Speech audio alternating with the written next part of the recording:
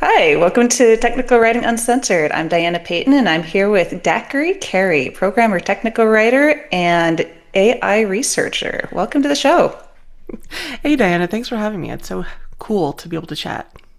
Yeah, absolutely. My show now or a channel? Anyway, All of the uh, above. Don't narrow yourself into a pigeonhole. fair enough. So I ask this to everyone because I am very interested in people's paths. How did you get into technical writing? I have been writing professionally for over 20 years now, so I think I'm showing my age a little bit there. And about a little over 10 years ago, I was at a conference for novelists, actually, and somebody there was like, hey, you might actually be interested in technical writing. Why don't you check out the Write the Docs group and see if that's something that might appeal to you? And then I kind of pivoted to software technical writing and have been doing that for the last decade. Yeah, I remember you saying that you were freelance for a while. Yeah, I most of my early career was freelance across a variety of industries, topics, and content types. And then I went to technical writing as a contractor for years because it was a natural pivot. It was easy to do as a freelancer. I could just go be a contractor. And my first customer was actually somebody who thought they would only need a technical writer for 6 months. 2 years later, they still thought they would only need a technical writer for a few more months. So I said, maybe I should look for someplace that understands their needs a little better. I have found that any 6 month technical writing contract really means we're going to keep you around until we get tired of you. Pretty much. I think you might be right about that. Okay, so how did you go from freelance into the corporate world? Well, my next client after that, I decided to split and have a couple clients part time instead of being full time for one client. And one of my clients was this amazing small company called Tugboat. It was a product company they were trying to spin off from an agency, Lullabot, a Drupal development agency. And I really loved the product and the team. So we ended up making it a full-time engagement instead of keeping me half-time.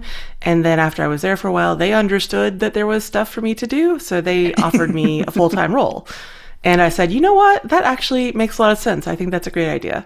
So I went to work for them full time and I loved it. It was a great little product. And they're still around, by the way. If you ever need deploy previews for any of your documentation sites and you don't have infrastructure that enables that, go check out Tugboat. They're awesome.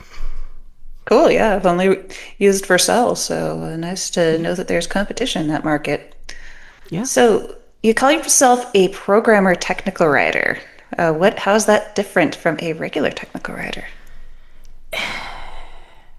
Titles are weird and it's hard to communicate about what we do. So basically, I was hired for a role at MongoDB that was documenting an SDK for a product that they acquired. They bought a database company and they felt really strongly that they needed people with development backgrounds to create the documentation for this. And I was the first non-developer they hired on that team. They hired me as a writer with writing expertise who needed to learn development skills in order to keep up with them. So that was sort of my introduction to, I guess, a crash course into software development at that point. And since then, I've been diving deeper and deeper into development. So now I would say my role is more development than technical writer, but I do still leverage that technical writing history and create documentation for things I create for software development side of things, and also gives me the opportunity to do whatever I need to do to get my point across to whoever I'm talking to. Fair enough. So you told me you spun up quickly on a programming language. How would you suggest people do that? Spin up quickly on a programming language? Like you get dropped into something and suddenly you need to know Ruby or whatever. I would say there's no one path to do that. I found it really challenging, even though I was motivated and interested in the programming language. And there were days when I would leave my desk in the afternoon and be like, oh, like maybe I need to go have a cry. Maybe I'm not cut out for this. And I think the people I was working with were very supportive, but didn't really know how to enable somebody who had no development background to like get up to speed quickly. So I had to kind of devise a plan for myself for whatever would work best for me, which was immerse myself into a lot of places where I could actually build hands-on to things, whether that be tutorials, like Udemy courses, whatever I needed to, and sort of learn from the inside out. I also do have one of those shelves back there is full of programming books. I started buying programming books and reading them. And the problem side of it is I spent a lot of non-work hours trying to spin up quickly in the skill set because I felt I had something to prove. And my coworkers were not at all making me feel that way. That was totally intrinsic. But I definitely was able to move a lot faster because I put a lot of extra time in. And then I sort of helped other writers. We ended up hiring more writers after I came onto the team, learn how to do this in a little bit less frenzied way through helping them identify what resources would work well for them for their learning styles, and sort of being a non-judgmental person who came from a similar lack of experience in their background without a formal education in software development. I think just being able to speak to people like that makes it easier to ask questions without feeling dumb. Or I also try to be very just generally nice and supportive, and I think that helps. So that's sort of my path. And I wouldn't say it would be a good idea for everybody, but it worked really well for me. I have a theory that an expert is really just someone who's stuck with something long enough to make all the mistakes so that they can, when somebody else is making a mistake, it could be, I remember that one. Here's how I fixed it. Yeah, that's totally right. My wife has been in software development for over 20 years. And that is her pitch sometimes in interviews when she's changing roles is either I have been the person who has seen someone shoot themselves in the foot, or I've been sitting next to the person who's done that. And so I have an idea of what to do and what not to do. I think you're totally onto something with that theory. So I heard you made some apps. Please tell me story. This was partially an extension of my desire to learn software development better for my work. I built some like tiny apps just for playing around, basically, to try to learn how to go from like tutorial to an app, because there's a big gap there, actually. You can finish a tutorial, but then not have any idea how to structure something brand new from like nothing. So I just sort of went through some like progressively more complicated tutorials and then tried making some things on my own, sort of like copying what I saw in the tutorials without necessarily understanding what I was trying to do. And I had a lot of things in partial state until this video game called Elden Ring came out. And I started playing it. I was 5 hours in, and I had already gotten all these like requests to go talk to this person about this thing and that person over there about that thing. And I was like, there's no quest tracker here. Like, how do I remember all this stuff? In 20 hours from now, how am I going to remember who I'm supposed to talk to about what? So I spent a very frenzied like 10 days writing an iOS app called Shattered Ring, which was a companion app to use to help me keep track of these things for Elden Ring. And after that, I realized I could do it, and I was kind of hooked. I started solving problems with software development.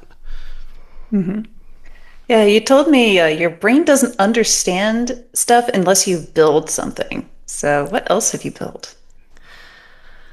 Oh my gosh, so many things. I built an app for macOS called PR Focus, which is a pull request tracking dashboard app. We had engineers across a broad range of repositories working, making PRs and not communicating very well to us about what needed to be documented. So instead of trying to get, like I did try for a while to get myself into the engineering meetings without a lot of success, I started watching their work because the source of truth is in the code. That's what actually shipped, not what's on Jira or in some document somewhere. And at that point, I realized, oh, if I can get an API to something, I can do whatever I need to. So I branched out and started writing other things. Like for Christmas, actually, I wrote a diffing algorithm for my wife that was better than line level diffing that a lot of tools use now. And then sort of window CLI tool to show diffs in a window on her computer. I will solve problems with software however I can now. You showed your love with an app. Oh my God, you really have they have an app for that to a whole new level. Yes. 100%. That's awesome. That's awesome. All right. Well, the reason that I reached out to you about having a chat here is because I was watching your posts about the agentic AI rabbit hole you fell down. And before we get into that, to make sure that everybody understands what we're talking about, will you please explain what you mean when you talk about agent or agentic AI? Because we're not talking about a travel agent, we're not talking about a secret agent, we're talking about something else. Yeah, good call out, Diana. So when we say agent, when I say agent, I'm talking about coding agents. Primarily, Claude CLI or Claude Code is my coding agent of choice, but other people might be using Cursor or other types of tools, GitHub Copilot and VS Code. It doesn't really matter where, but these are harnesses wrapped around LLMs that can do stuff on your behalf. So you may give them instructions, they can go off and write software, or they can try searching your docs to find information. That's where I fell down the rabbit hole. Please continue. Continue, When Alice. I Tell me was, more.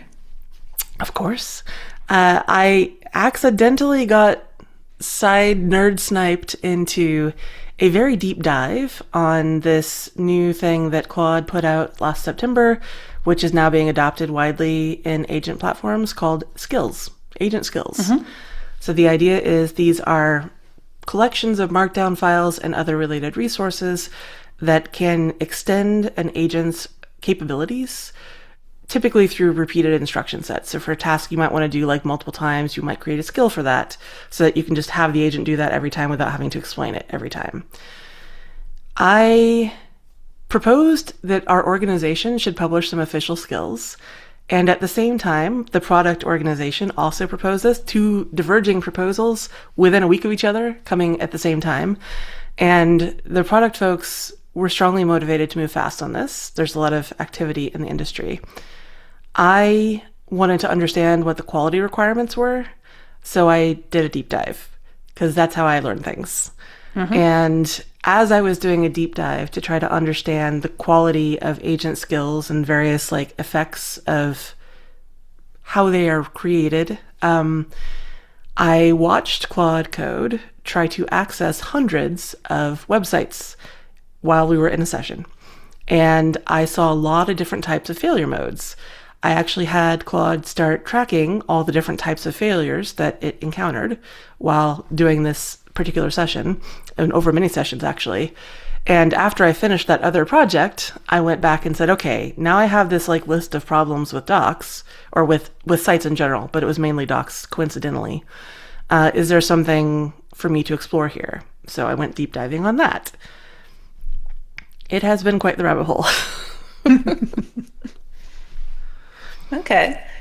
And it brings me back to an interview I had a while back with an API writer who was talking to me about how he and other developers don't really go directly to websites anymore. They use the tools like the Copilot, the Gemini, whatever, the agents to get whatever specific thing they need rather than go and look it up themselves. And so his theory is that the information and organization is still important, but the presentation to humans is going to become less so.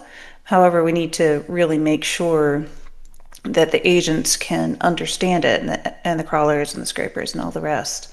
So your findings have been really fascinating, especially when viewed through that context. So please talk to me about what you found.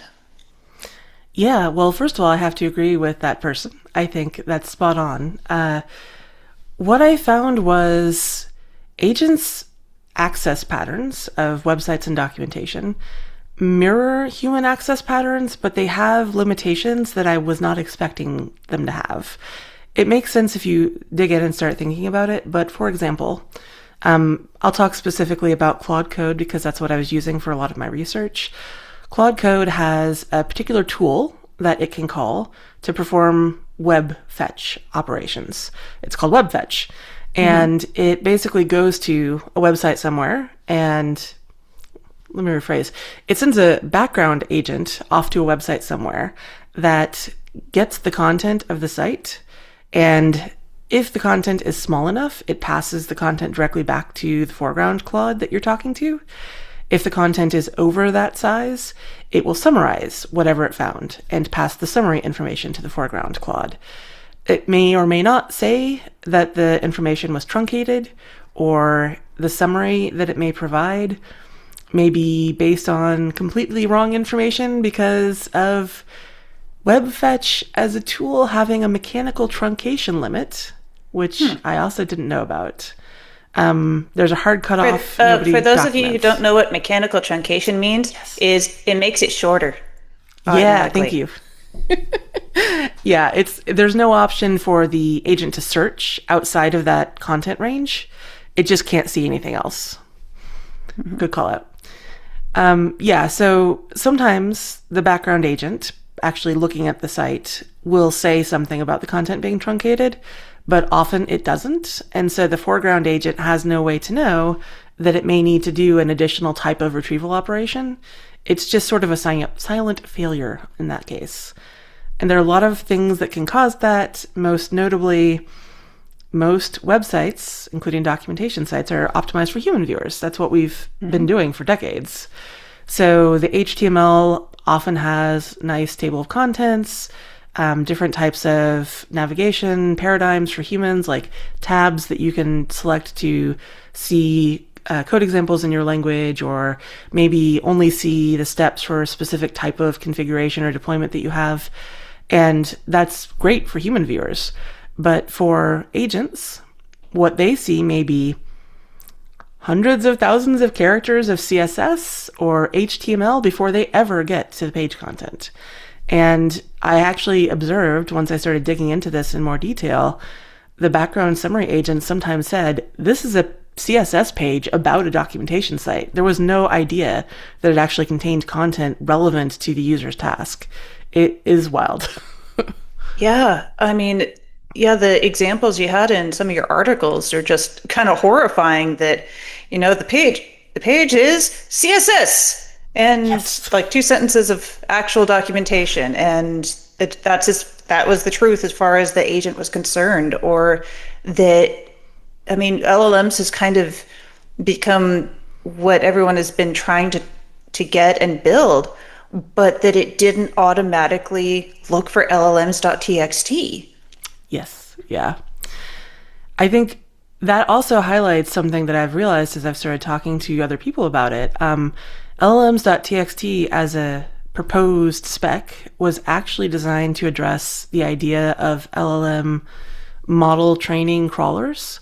So the spec was intended to provide a markdown parsable way for crawling companies to find, well, for the model companies to crawl content on documentation sites and know what's there, instead of making them go through HTML or sitemap or whatever the crawlers were using.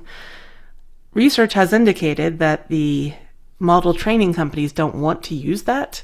It would actually cost them more money to use that than the way they do it, which is to parse the sitemap. So I think it failed to catch on for that purpose, but is actually ideally suited for agent discovery. And I would like to, I haven't had time yet, reach out to the maintainer of that proposal and suggest we repurpose it as an agent content, table of contents, basically. Yeah, because there's definitely a need there, certainly. 100%. Yeah. Yeah, yeah, and then you kept bringing up having a markdown version available would be more ideal than having just the HTML for the agents.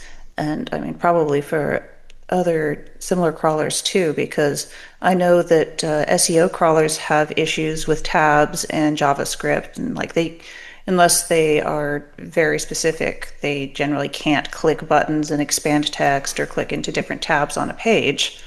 So, which the agent apparently can't either, according to your testing. Yes, that's So, true. so We how do we get them a markdown version? there a lot of things tangled into the answer to that. Unfortunately, I wish it was really easy and straightforward, but it's not. You mentioned for the LLM crawler case, and that's something at MongoDB. We have an excellent information architect, Sarah Lynn, You mean who has LLM done crawler or SEO crawler? both. Okay. We have an excellent information architect who has been looking into this for us for years, and years ago identified this as an issue for SEO and LLM crawlers, that content that was not rendered directly on the page, either through like JavaScript or other things sort of hiding it, made it invisible for SEO purposes and for models that are trying to, model companies that are trying to train LLMs on our content. So we had already done some content remediation work to help with that side of it. But nobody really understood the agent access. And this is also kind of like a much more recent development. So for that perspective, the content mitigation work that was already done for LLMs only solved half the problem. Agents needed a much shorter page. So while we had the markdown versions of all those things, it was all dumped into one flat file. So we have pages at the time of this recording, although this is going to change now that I've been sharing this information, that are over 60,000 words. And that is a lot of tokens for an agent. A summarization agent isn't going to see all that. So that needs to be cut down so that if you do have things like programming languages, many examples on your page, show a specific version of that to the agent based on whatever they need to request. So if your agent is coming in and they're looking for Python code examples, make a Python version of that page available. I would recommend doing that with a build pipeline, not trying to do it manually because that is madness. But not everybody has the resources to do that or a platform that is flexible enough to provide that. So I think there's going to be some growing pains as we, as an industry, try to figure out what it looks like to do this in practice. Yeah, because I mean, like coming back to the software language tab example, if you have 4 or 5 different tabs with different languages for an example, I mean, how to serve that in a way that is both useful to the agent and useful to the human without driving the writer absolutely bug nuts. 100%. For what I'm proposing at work, and I think this is probably a pattern other companies can employ, is we don't change our source files because our source files already make the distinction about these things being like separate code examples. And if your source files don't already make that distinction, then that is going to be harder for you. Instead, our rendering pipeline, we can do something where we output each version of the page with the code examples information for that version, appending a query parameter to the markdown URL. So maybe it would look like mongodb-search.md and then a query param appended to that, Python or Node.js. And that makes the information available in like a smaller subset for the agent. That's one of my proposals. I think other people may solve it in different ways. There are other consequences I haven't even had a chance to talk about yet. Like if you serve more than one programming language that is similar to an agent, say Python and JavaScript, this has been observed in LLM research. There's a phenomena called programming language confusion, or PLC, where an LLM could normally output the correct syntax for a language like JavaScript, but then when you show it a Python example, which is kind of similar but not, it will output garbled JavaScript. So I think being able to separate them is helpful not just from a length perspective, like a mechanical access requirement, but also for a correctness perspective. I don't have enough data about that yet to make assertions, but I am planning more research projects to dig into that. Yeah, I know that some platforms, I'm thinking of Mintlify in particular, have a little drop down where you click that and it'll let you copy like a markdown version or send directly to Claude or whatever GPT you like using. And I wonder if that mechanism could be, used somehow to serve up markdown versions or even shorter versions of pages. I think that mechanism is independent of the phenomena I observed. Where I was doing my research, I was directly in Claude Code and asking it to find me resources to sort of tell me how this API worked. That mechanism requires you to be a human viewer on a documentation page and press a button. So Yeah, I'm just wondering, kind of theory crafting a solution here. Like it's obviously got the markdown available, so if there could be some kind of switch so that when an agent shows up, the think it'd be like, oh, you're an agent. Here you go. Here's the markdown. You hit on something perfectly there. That was like, you just lobbed me a softball, Diana. Oh, There are you're two welcome. ways you can do something like that. One is content negotiation in the headers. You can request markdown directly. So we could have, if we could convince the platform companies, the agent platform companies, to say, hey, have your agent let us know that you're looking for markdown, and we can provide it directly. You don't have to look at the HTML at all. A couple of platform companies are starting to do that, but it's not widespread yet. And the other option that's sort of a hack when you can't support content negotiation, or you're trying to help agents who don't have built-in support for that, is to put a little directive in the top of your HTML page, which says, if you're an agent, go over here. There's a markdown version of this. So you're sort of like providing instructions in the HTML for the agent to go look somewhere else. It's a clever hack, and Mentlify does provide this. Anthropic's own docs have that directive, and an Anthropic technical writer confirmed that was provided by Mentlify's platform. Nice. So if you are someone who's working in something completely different, like Madcap Flare or, or some CCMS or a Docusaurus site, what can you do? Or God forbid, read me. Uh, what can you do?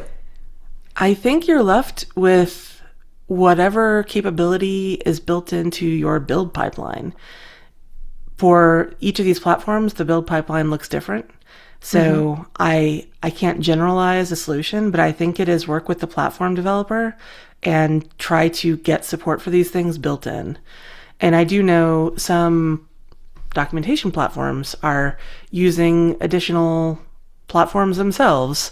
Like some people are built on top of Vercel, and so maybe it requires going all the way back to Vercel as like someone who's further back in your stack to support some of this stuff. I hope, now that I'm starting to write about this and the industry is starting to understand the scope of the problem, more and more platform companies will build in support, so it will be less onus on the people who are creating the content. But it's hard to say. The incentives aren't really lined up. So I think it's an open question how long that might take. Yeah. When we spoke before, you said something that was interesting. You said you were a late AI adopter. And what changed your mind?